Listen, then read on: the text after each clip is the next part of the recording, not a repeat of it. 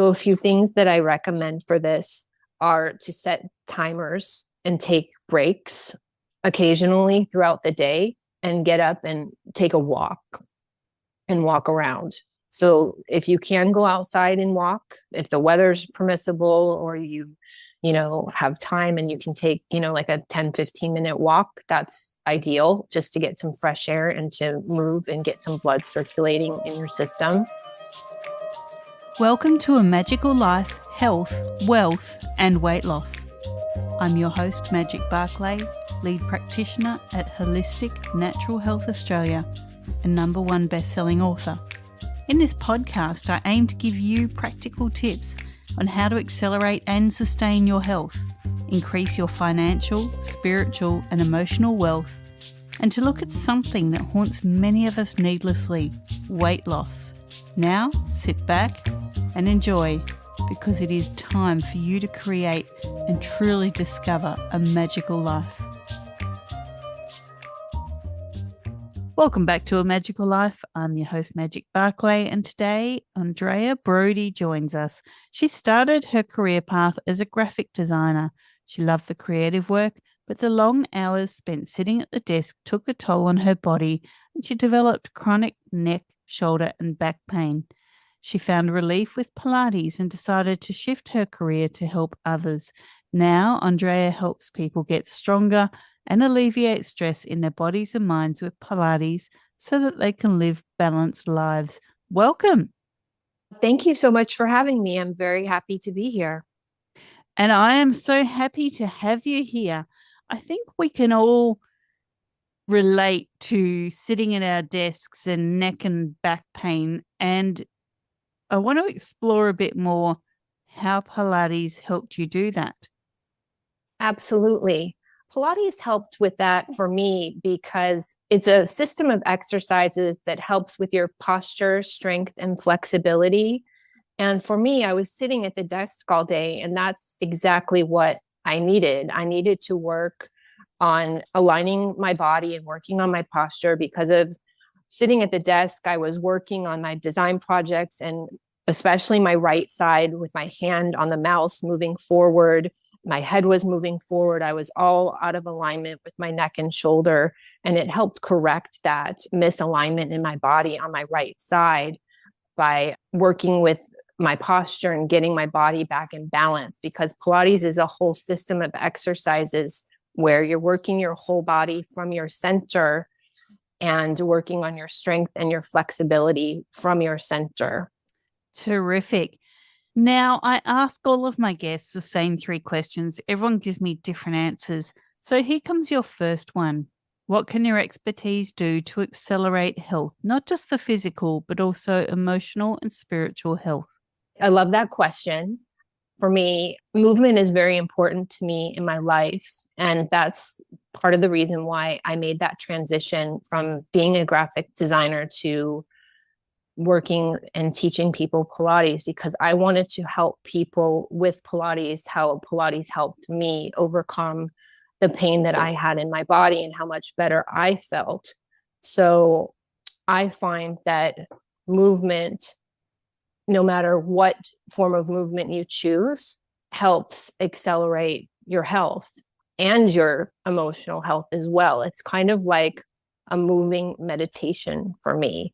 And I just feel so much better whenever I'm in movement, no matter what form, mainly Pilates, because it's just what I'm most connected to. But even if it's walking or yoga or hiking, whatever form you take, I just find even if you find a little bit of time in your day to do something, it's going to help you feel better in your body and mentally stimulate you so that you can show up better in life with yourself and the people around you. Great. Our next question is around wealth. People think wealth is just the financial, but it's also personal and emotional wealth. So what are your top 3 tips to creating wealth? I find that focusing on what you have and appreciating it. So a gratitude practice. Sometimes things aren't going right in our lives. For example, for me right now, I fractured my foot, and I haven't been able to go on my walks that I love so much. And that's disappointing. And I can get really upset about that. But then I think of other things that I'm grateful for in my life that are going right or that I appreciate. And I make a list, and that kind of turns things around for me. So every day I kind of sit and focus on positive things and things I'm grateful for. And that elevates my mood. And that makes me feel so much better about everything going on in my world and the world outside me. Also, there's so much going on in the world, and you can get distracted and overwhelmed. And for me, staying present in every moment and not letting that happen is key for me. And it's hard. It's not an easy thing to do. But if you pay attention to it and you notice that it's starting to happen, you can work on it and start to take yourself back. And that can just be noticing it and just taking a breath and then just realizing like where you are and just concentrating and staying in the moment that you're in. It will make a world of difference in how you feel with your stress and just being where you are in that moment and not worrying about something that's going to happen in a week or in a month from today. The other thing I think is just overall just taking care of yourself emotionally and physically so that you can bring your best to what you do with your career, with your friendships and your relationships and whatever you want to achieve. And also so that you can give your best to others. Because if you're not feeling your best, you can't give your best to others. So just putting yourself first, recognizing when you need to take care of yourself first, that's important as well. Great. And our final standard question is around weight. Many people battle their weight, and they often look at coaches and wellness workers and think, well, you've never had a problem. How could you understand where I live? So have you ever battled your weight? If so, how did you win that? And what can you offer the listeners who might be on that journey, particularly around their stress, because we know that's a major factor? Yeah, I haven't had an issue with my weight, but I can definitely relate to stress. And I think I can hold in my feelings. And I feel like we're not alone in things that we feel, but sometimes when we feel really hard things or we're going through a hard time, we feel like we need to hold it in, hide, not talk to anybody. And that's isolating and that makes it worse. And I find that you should not avoid it because there are people out there that support you and sometimes you don't realize it. So if you can reach out to someone and talk to someone that you trust or journal, just writing like a letter to yourself about how you're feeling, like I call it a brain dump when I do it, and just everything that you're feeling, and just don't even edit it, just kind of dump it all out there just to get all your thoughts and emotions out there so that you can kind of see what's going on. Because when you hold it in, I feel like it's just floating around in your head and you're not able to see what's happening. But when it's all out there on paper and you've kind of let it go out your head through your hand onto paper, you can see it and kind of recognize things. And then it becomes a little bit more clear. And you can kind of see, oh, this is what's happening. And then it's a way to address it and work on it, or find someone to talk to about it more and move forward. Great advice there. Now let's open the floor to you. Tell us about Pilates. Tell us about how it helps the body, how it helps the mind, and how it helped you. Well, Pilates helps the body because it's good for everyone of all ages, levels, and ability. And like I mentioned before, it helps with your posture, strength, and flexibility. And it focuses on the foundation of your strength being in your core, and everything else stems out from that. And when you have a strong foundation in your core, you can move from that and lift out of that And that helps develop your posture and your ability to move better in all your activities. And that also helps with your balance and your flexibility and your overall strength. So it helps you move better through life. So if you are an athlete or you swim or you play tennis or you're a golfer, Pilates can help you do those activities better. I always wanted to stand up paddleboard and I never had. And then I did it about a year and a half ago. And because I do Pilates, I just got up on the board and I did it right away. And I didn't have any issues with being able to stand up on the board and hold my balance and paddle because I had that foundation of strength from all the years of doing Pilates. And it helped me do that activity without having difficulty. And it made it much more enjoyable. And it was really fun. And one of the people I was with said to me, you've never done this before? They were surprised. And that's why why I said it helps you move through life better. And you can start at any age. I have a client that's 90 and she started doing Pilates for the first time in her 80s. So it works for you wherever you're at. And you just kind of customize what you need to do for whoever's doing it. Now, people often think Pilates is difficult. Maybe, they've got some lack of mobility issues and they think, well, I can't bend, I can't move like that. How can you tailor Pilates to where someone's at? So the way I tailor it is I break down exercises. So when I say breaking it down, I just make it into smaller bite-sized pieces for the person. So you don't go into something that's the full exercise. You might condense it down to a smaller digestible piece for that person. So they start with that and they move in it in that way. And then they build up their strength there. And then you add a next level and then they go a little bit further into it. And then when they can accomplish that, they go a little bit further into the next level. So it's broken into steps. So you don't want to throw somebody into anything that they can't accomplish. You want people to be safe in their exercises, and you want them to be able to work where their level is at and feel strong and capable. So, and I work with a lot of injured people and a lot of people that have been through, a post-surgery or a rehab situation as well, a lot of times. So that's how I address that. So many people are sitting at their desk for maybe 6 to 8 hours, or, maybe they're trying the stand-up desk, but they're still finding they're getting some neck and back pain. What are some exercises that people can do while they're at their desk? Is there some Pilates they can do or some changes they can make to the way they sit or stand at the desk to maximize their health in that time?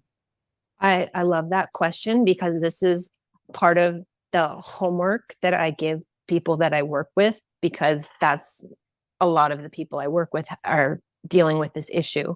So I love when people have the standing desks or the convertible desks so they can sit and stand when they want to. So a few things that I recommend for this are to set timers and take breaks occasionally throughout the day and get up and take a walk and walk around. So if you can go outside and walk, if the weather's permissible, or you have time and you can take, like a 10-15 minute walk, that's ideal, just to get some fresh air and to move and get some blood circulating in your system. The other thing I recommend is if you're just at your desk and the timer goes off and you can take a break, and either sitting or standing, just simple thing is just to ground your feet into the floor and stand up, raise your arms up, and then make a little small arm circle. So reach your arms out to the side, press them down like you're growing really tall, and lift your waist up. And then just do that 5 to 10 times. And then a third thing that I would recommend is just find a wall and take your hands to the wall and make your back like a table and bend your knees so that you can just gently stretch your back and just breathe and reach your tailbone one direction and the top of your head the other direction, and keep your belly button pulled into your spine. And then when you come up, you're going to stack up your spine from bottom to top and roll up. So those are just a few things, but the walk, I think, is most important to move, and taking the breaks and not sitting in the same spot. Another thing, one more thing actually, is because your head can go forward a lot of times. And I've suggested people put a mirror next to their desk so that they can look and see what's going on, because they might not notice that their head is moving forward into their computer. And if they could turn and look, they'll see, and they'll have a very surprising awakening at what's going on with how they look. And then they will come back and sit back and see where your back is on your chair. You know, is your back up against the back of the chair? Are your shoulders back, or are they rounded forward? You know, just take a moment and keep your abdominals engaged and lift your back up tall, like you want to touch your head up to the ceiling, and ground your hips into the chair so that you're not compressing your spine. And just do a few shoulder rolls in your break as well, just up, forward, and back. And those are just a few tips. I could go on and on about things to do at your desk. But those are a few just to kind of get started. But getting up and moving around is key. You just can't sit there all day. I did it when I was a graphic designer. I would think that I could just plow through and get my project done and sit there, and then I would just be in so much pain. And then I couldn't get the work done because I just wouldn't have the energy or the creativity left to do it. And it's not good for your body, and it's not good for your energy or your career, because you're not going to do good work. So it's just really beneficial for your body and your mind and the longevity of your career to take care of yourself. I think that's a really good point that you just made, and that is, it's not good for your work and the longevity of your career. If you're at your desk and you're in pain, or you're at your desk and you're resenting being there because of the pain, that's going to affect your output. It's going to affect your production and your ability to meet targets and make more money for yourself, or whatever your goal is. So I think that's really key, is to make your desk a pain-free zone. Yeah, it's really important, because I would do that and then I would get stuck and I wouldn't have any ideas, and I would get so frustrated. And then the moment I got up from my desk and I went outside and I took a walk, all the ideas started flowing because I gave myself that time and space. So it doesn't take a lot. It just takes taking that 10 to 15 minute break for yourself, just to get away and then come back refreshed with new energy and ideas. Definitely. Now, we love freebies here, and you've got a client assessment Zoom call. Tell us a bit about what people can expect with that. Oh, yes, absolutely. I offer a free client assessment, as you mentioned, and we meet on Zoom, where we will talk about, what the person is dealing with, their struggles.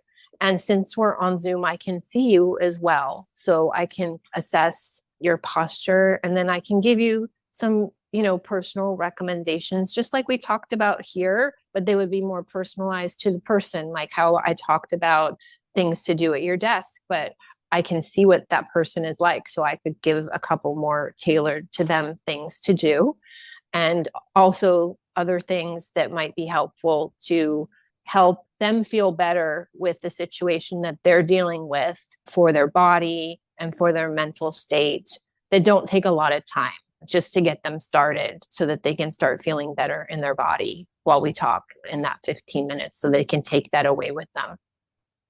Terrific. And that's at www.calendly.com/Andrea-234. And you're looking for the free client assessment call. People can also find you on LinkedIn at Andrea Brody 12 and on Instagram at brightly.balanced. What can people find on Instagram there?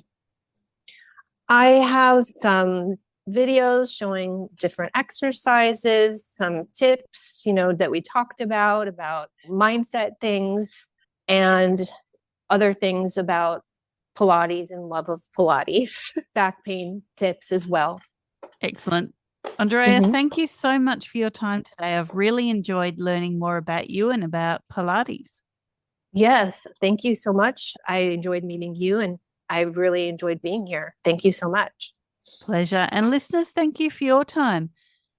For now, stand up, move around, get away from your desk, and go forth and live a magical life. Thanks for listening today. Please subscribe to hear future episodes, leave a review, and share this podcast. Drop us a line at A Magical Life Podcast on Facebook and let me know what you would like to know more about. You can find us on Instagram at Holistic Natural Health, that's holistic with a W, or at www.holisticnaturalhealth.com.au. That's where you'll access all sorts of articles, freebies, and more.